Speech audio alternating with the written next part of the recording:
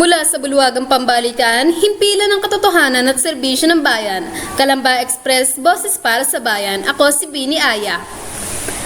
Bigay pahayag ni English Coordinator of Bayside si Liben De Leon ay isang malinaw na indikasyon ng kahalagahan ng pagtuturo ng wikang Ingles sa mga paaralan. Ayon kay Liben, ang Bayside ay isa sa mga paaralan may pinakamababang bilang ng estudyanteng binasta sa pagbabasa ng wikang Ingles. Para sa akin, ito ay isang karapastanganan sa edukasyon ng mga kabataang aking kinabibilangan.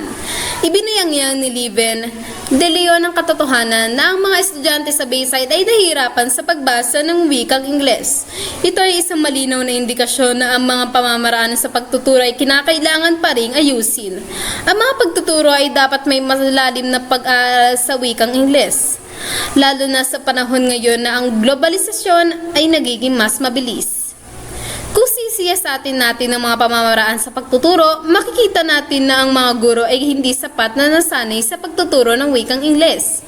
Kaya naman agarang nagbigay solusyon si Derek Tala, ang tinaguriang Supervisor of Department of Education, DepEd, na magkaroon kuno ng mga pagsasanay ang mga naturang guro ng bawat paaralan sa iba't ibang panig ng Pilipinas. Isa na sa mga halimbawa ang Calamba Bayside Integrated School.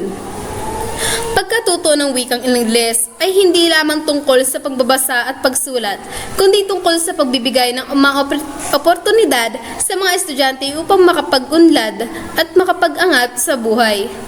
Ang mga estudyante na may mahusay na kasanayan sa wikang Ingles ay may mas magandang oportunidad sa paghahanap ng trabaho sa pag-aaral. Para sa akin, ang pagtuturo ng wikang Ingles ay isang responsibilidad ng lahat. Ang mga guro, mga magulang at ang mga estudyante mismo ay kailangan magtulungan upang matulungan ang mga estudyante na nahihirapan sa pagbasa ng wikang Ingles. Pagtuturo ng wikang Ingles ay isa sa mga susi sa pag-unlad ng bansang aking kinatatayuan. Marapat lamang nabigyan ng pinakamataas na prioridad ang edukasyon at ang pagtuturo ng wikang Ingles. Bilang isang estudyante sa Calamba Bayside Integrated School ay masasabi kong mayroon nga mga estudyante dito na hindi pa ganun kadaling makaintindi. Gayunpaman, hindi ito naging hadlang, subalit may mga gurong nakasubaybay sa paaralang aking kinatatayuan. Muli, ito ang Calamba Express, naghahatid ng sariwang balita.